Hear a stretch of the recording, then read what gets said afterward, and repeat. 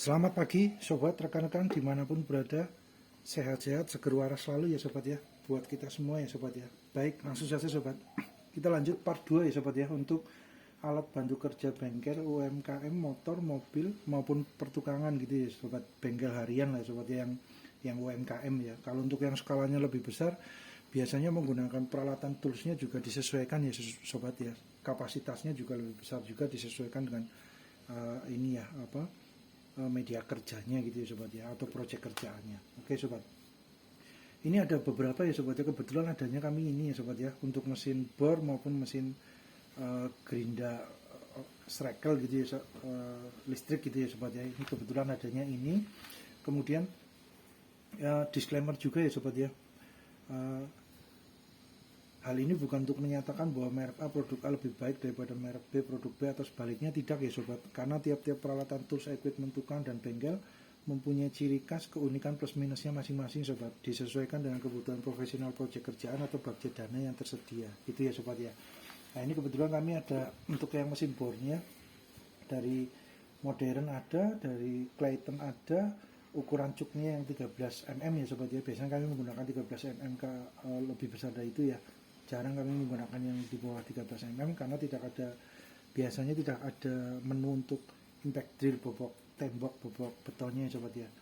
Nah, gitu. Kemudian untuk yang mesin gerindanya sobat, mesin gerinda angle grindernya yang listrik, kami ada yang Makita, ada yang JLD, ada yang pink polos sobat. Polosan itu sobat, pink namanya, tidak ada mereknya sobat, polosan sobat. Kita gunakan juga sobat. Terus kemudian untuk alat bantu yang berbagai kepentingan gitu ya sobat, keperluan dari proyek kerjaan biasanya cukup terakomodir dengan peralatan mesin bor listrik yang ada boboknya, ada bobok temboknya, maupun yang mesin gerindanya sobat ya. Biasanya kami gunakan untuk yang media kerjanya cukup menengah berat gitu ya sobat, kami gunakan yang Makita sobat, dengan harapan powernya beliau kan agak sedikit lebih besar gitu sobat. Tapi untuk yang kapasitasnya menengah ringan gitu ya sobat, biasanya kami menggunakan yang GLD maupun yang pink polosan ini sobat, untuk amplas, untuk media kerja yang baja ringan, kanal C, untuk pasang kanal C itu yang baja ringan kanal C itu kan juga ketebalannya tipis ya, 0,7 0,8 ya sobat ya. Itu biasanya masih bisa handle lah dengan yang yang pink maupun yang GLD. Oke, mantap lah. Sumpamanya dengan yang lebih tebal lagi sebenarnya bisa sobat, oke saja, cuman takutnya ini ya sobat ya, terlalu dipaksakan gitu ya, karena kapasitas kemampuannya kan disesuaikan juga ya sobat ya. Untuk yang semua media kerjanya lebih tebal lagi gitu ya sobat ya, 1 inci atau 0,5, itu biasanya juga kami gunakan mesin tools yang sesuai juga kapasitasnya ya sobat ya. Walaupun Makita pun ya, kalau ketebalan dari media kerjanya 1 inci ya sayang mesin gerindanya gitu ya sobat ya, di eman-eman.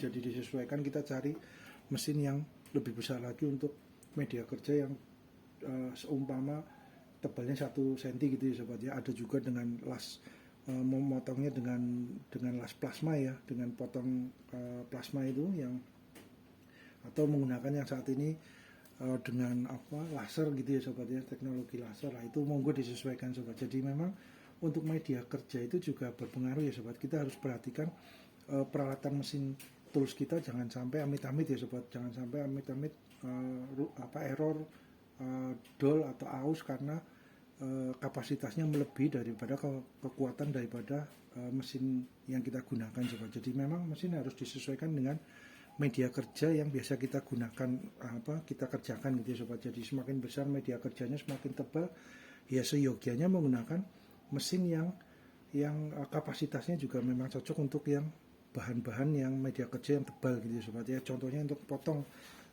besi 1 cm ya dengan mesin plasma cutter itu ya sobat, plasma yang untuk memotong, yaitu disesuaikan sobat, jadi lebih ringan di eman-eman sobat, untuk mesinnya gitu ya. Jadi harapannya bisa digunakan untuk proyek-proyek kerjaan yang berikutnya gitu ya, untuk jangka panjang gitu ya. Jangan sampai hanya satu proyek mesinnya terus error karena amit-amit ya sobat, nggak minta ya, error, aus atau dol karena dipaksakan mengerjakan media kerja yang di luar kapasitas dari mesin yang kita gunakan gitu ya sobat ya. Itu sobat, jadi disesuaikan sobat.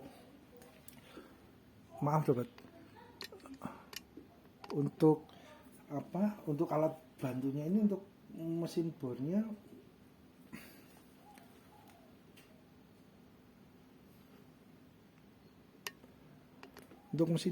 untuk ini ya sobat ya, untuk lubang pada media kerja besi, kuningan, aluminium, kayu, keramik, granit, kaca, plastik, akrilik atau dan lain-lain yang disesuaikan dengan kapasitas mesin bornya gitu ya sobat ya. Terus untuk mesin gerindernya, angle grindernya sobat, itu juga dapat memotong besi, kuningan, aluminium, kayu, keramik, granit, kaca, plastik, akrilik dan media kerja yang lainnya sobat, yang sesuai dengan kapasitas mesin gerindernya maupun mesin bornya gitu ya sobat ya. Kemudian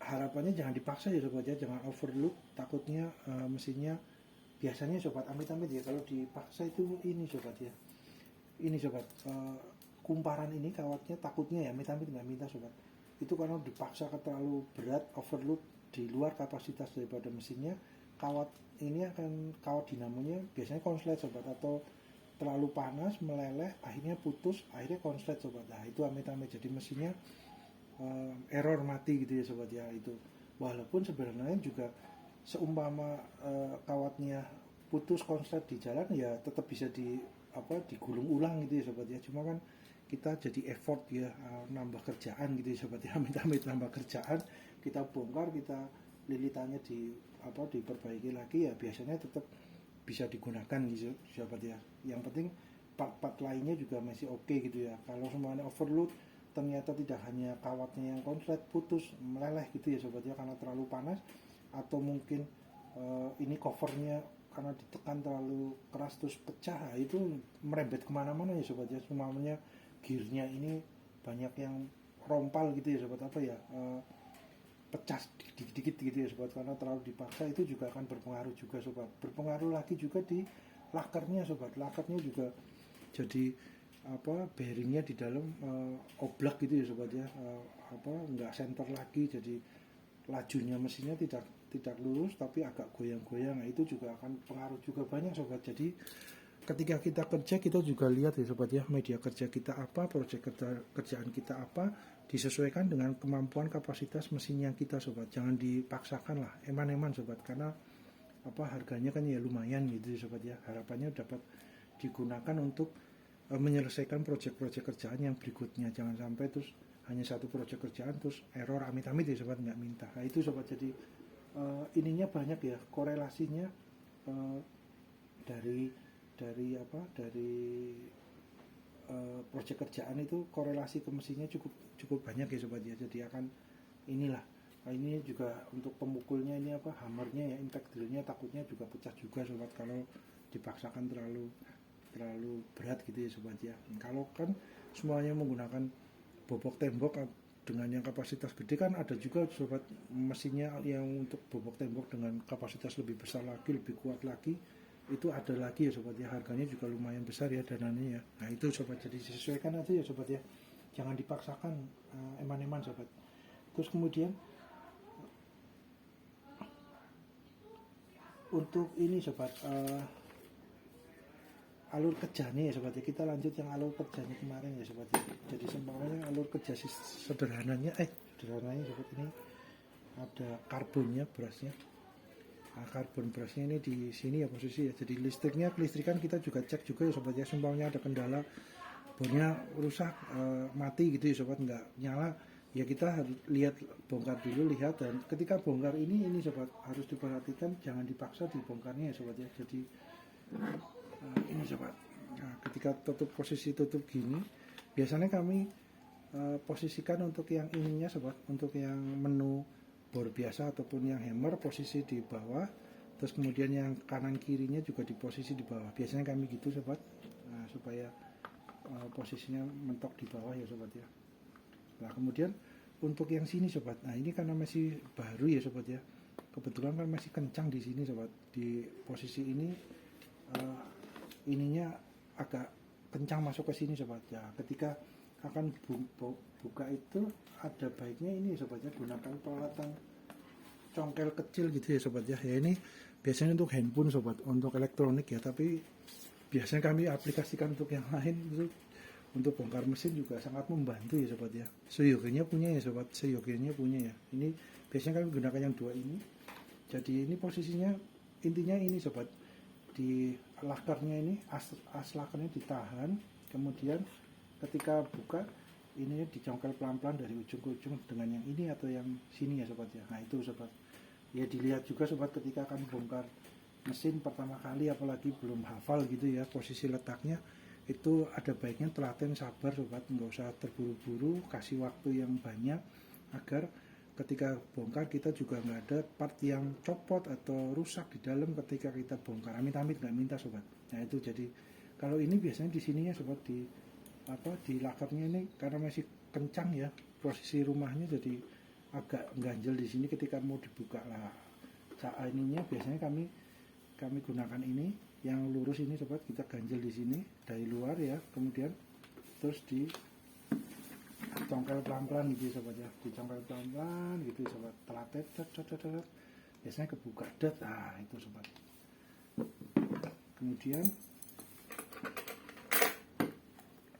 dari kelistrikan ini juga biasanya kita gunakan ini ya sobat ya, untuk ngecek ya, menggunakan multitester ya sobat ya. Ini sangat membantu untuk melihat apakah kabelnya ada putus di jalan atau kabelnya skunnya ini rusak gitu ya, skunnya mungkin korosi atau ada enggak kencang gitu ya sobat. Itu tinggal dibuka, dibersihkan dengan amplas dikit-dikit, terus kita pastikan terpasang dengan baik gitu ya sobat ya. Terus kemudian ini kabelnya sobat, kabelnya kan berhubung cukup kecil gitu ya sobat ya, karena rata-rata memang segini ya sobat ya.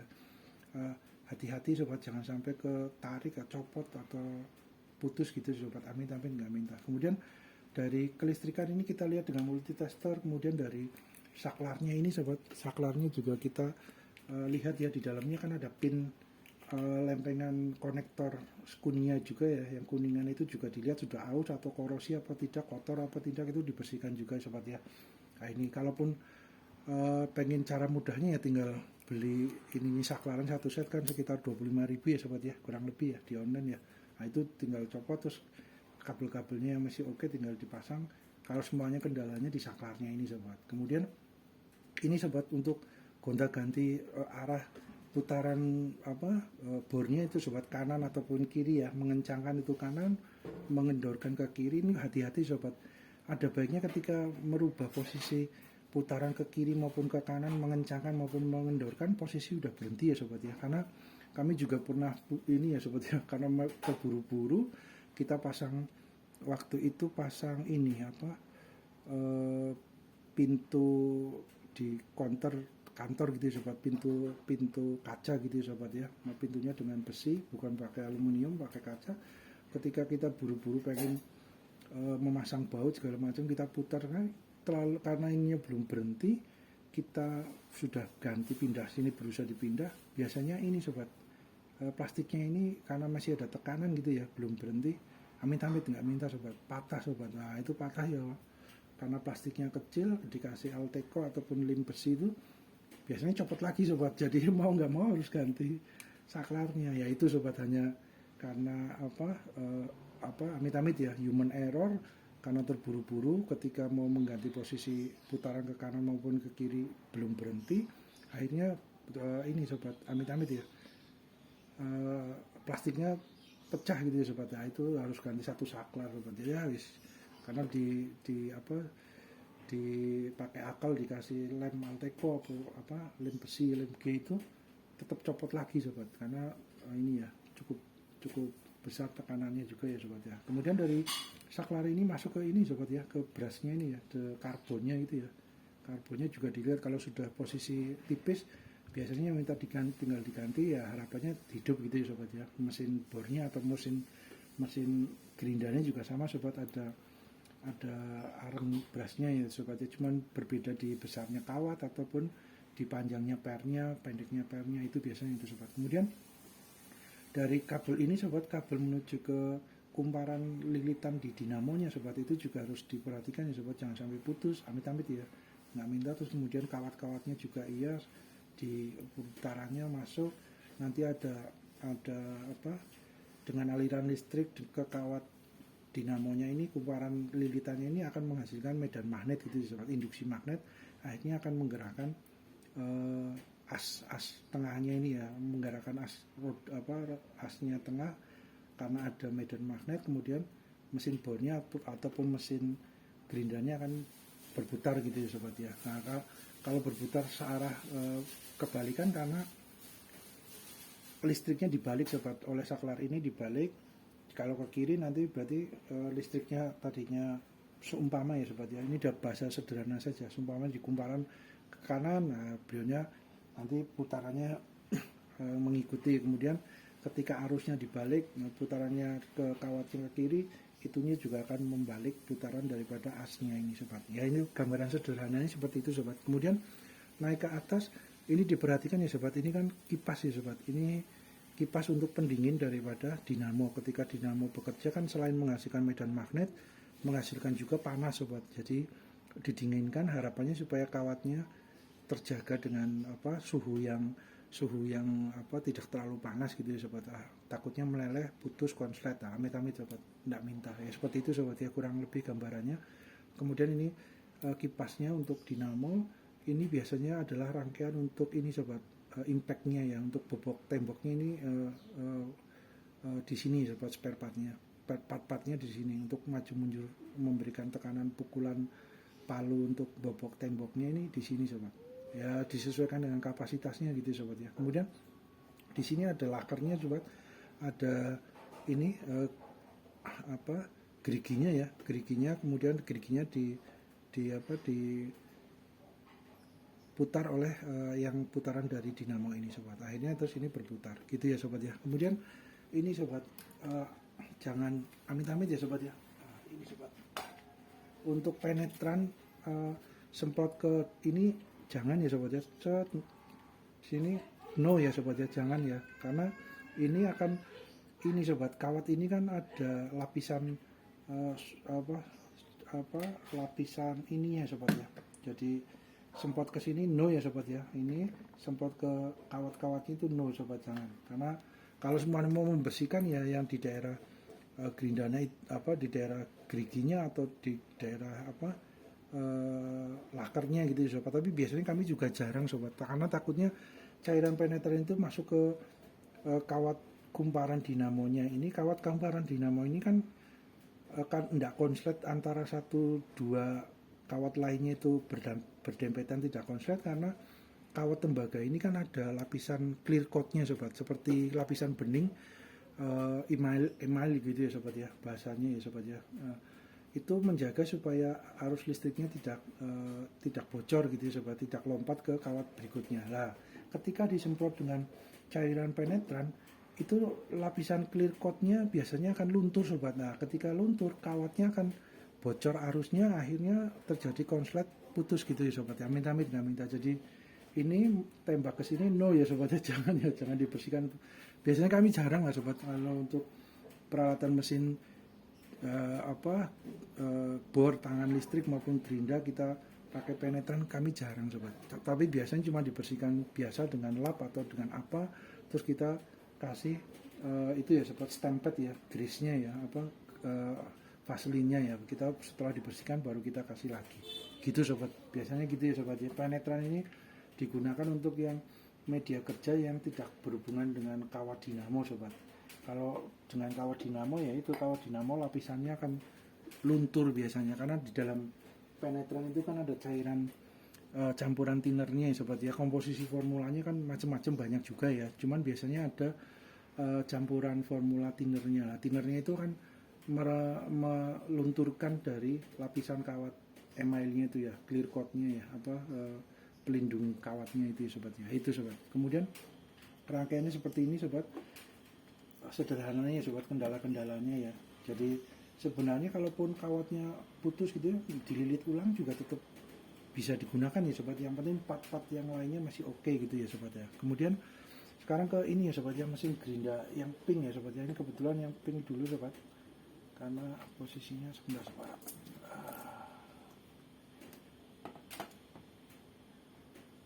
Nah ini besi yang bagian depannya sobat. Kalau besinya lumayan sobat ya, lumayan ya, maksudnya cukup.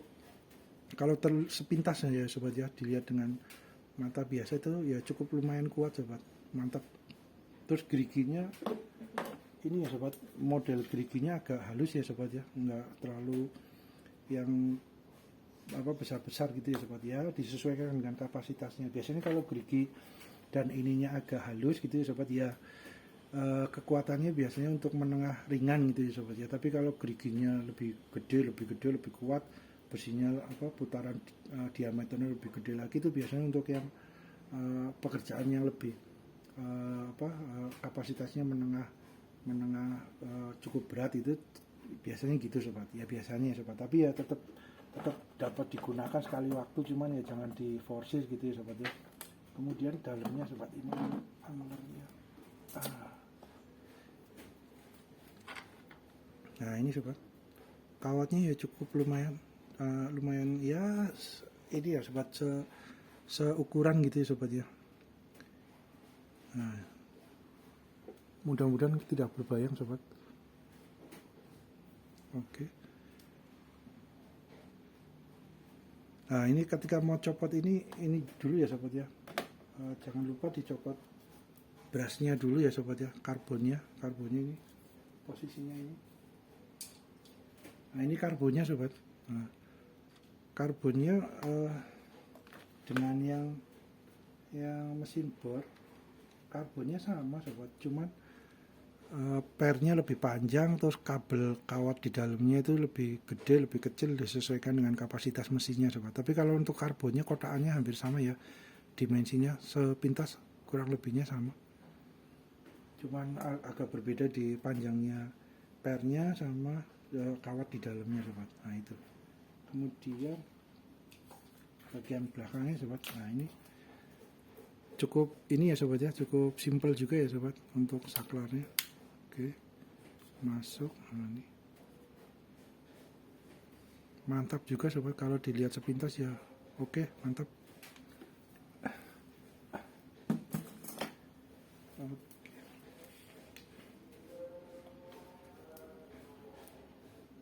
Sebentar ya sobat ya. Oke, lanjut ya sobat ya, rekan-rekan. Nah ini sistem kerjanya sebenarnya ya hampir sama ya sobat ya, antara mesin bor maupun mesin gerinda. Itu komponen utamanya adalah angler, apa ya namanya ya kumparannya gitu ya sobat ya. Itu hampir sama sobat. Jadi hanya beda di panjangnya maupun dimensinya gitu ya, gede kecilnya, part-partnya itu ya sobat ya. Untuk apa namanya, kabel kumparannya ini hampir sama sobat. Sepintas secara kasat mata itu hampir sama ya sobat ya. Mungkin lebih besar sedikit yang mesin bornya lihatnya sobat, lebih gede lah. Kemudian untuk susunan struktur sistemnya hampir sama ya sobat ya, anglernya ya. Jadi ada kumparan, ada tembaga yang berasnya ini. Hati-hati di sini ya sobat ya, hati-hati juga di posisi ini sobat ya. Nah ini sobat, ini kawat ini jangan sampai putus juga ya sobat, hati-hati ya, amit-amit ya, nggak minta. Nah ini itu harus diperhatikan juga. Terus kalau semuanya ini sudah aus, tembaga ini yang bersentuhan dengan karbon brasnya itu ya sobat, itu juga akan berpengaruh juga ya sobat. Tebal maupun sudah tipis biasanya juga akan mempengaruhi kekuatannya juga ya sobat, putarannya gitu ya. Nah ini kemudian untuk kipasnya bentuknya seperti ini sobat, untuk yang grindernya ini ya, untuk gerindanya sobat ya, untuk panjangnya. Nah, dari putarannya ada medan listrik menjadi dikonversikan menjadi ada medan magnetnya, kemudian untuk memutarkan asnya itu ya sobat, asnya dari dinamonya itu sobat, akhirnya berputar untuk mesin bornya maupun mesin gerindanya sobat ya. Kemudian untuk yang mesin ini sobat, gerindanya ini sobat, ini kan ada posisi ini ya sobat ya, untuk stoppernya ya, apa ya, stopper ini sobat ya, untuk stopper ketika kita mau mengganti mata gerindanya sobat. Ini kan naik turun sobat, ini hati-hati di dalamnya ada pernya sobat, jangan sampai copot sobat. Ini kalau copot agak ini agak sulit juga ya, kesulitan untuk masangnya lagi sobat, jadi hati-hati untuk ini posisi ini. Nah ini ketika beliau dipejet menonjol, beliau akan stoppernya di posisi ini sobat, lubang-lubang ini, dua lubang ini, stopper cek. Nah beliau berhenti, kemudian untuk membuka mata gerindanya ini ya sobat ya, lebih mudah gitu ya sobat ya. Nah itu, terus kemudian ini sobat yang diperhatikan lagi, kalau kami melihat ini kalau untuk baut yang sini sobat, baut sini cukup besar sobat, bautnya adalah baut yang model gini sobat. Nah, bautnya agak besar dengan posisi dratnya agak besar juga ya sobat ya. Nah itu yang diperhatikan yang ini sobat, yang untuk drat kecilnya ini sobat. Nah ini bautnya kecil dan dratnya halus sobat, untuk masuk ke posisi ini sobat, untuk masukkan ini. Nah ini masuk ke sini dalam drat. Nah ini posisi di sini sobat, ini bautnya halus, dratnya halus, bautnya juga kecil. Ini kalau semuanya bongkar pasangnya ini ya sobat ya, telaten jangan dipaksa sobat, karena takutnya rumah dratnya dol, aus, amit-amit nggak minta, atau bautnya yang dol juga sobat, untuk ininya ya aus juga untuk dratnya ini sobat. Jadi ini diperhatikan sobat untuk ketika bongkar maupun pasang. Lah kemudian seumpamanya agak sulit sobat, dibukanya, kami menggunakan ini sobat, bantuan tang buaya ya sobat ya. Tang buaya itu posisi di semuanya, ini posisi masuk ya. Bentar sobat, ini posisi masuk, set. Nah kita posisinya ini disesuaikan ya sobat ya. Nah kemudian ini cukup rentan nih sobat, diperhatikan ya, karena bautnya kecil, kebetulan ya bautnya kecil, terus dratnya juga halus gitu ya. Nah, ini posisi dipegang dengan tang buayanya, terus kemudian baru bersama-sama dengan obengnya sobat. Jadi ini diputar dengan tang buayanya diputar, obengnya juga diputar bersamaan, biasanya lebih mudah untuk dibuka ya sobat ya. Seumpamanya agak sulit dibuka sobat, jangan dipaksa amit-amit sobat, jangan dipaksa ya untuk bukanya ini ya. Itu kemudian ini sobat, untuk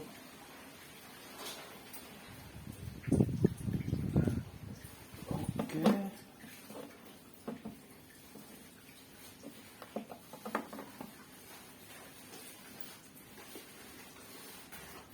Sobat, berhubung dengan durasi, kita lanjut di part ketiga ya sobat ya. Mudah-mudahan bermanfaat. Terima kasih.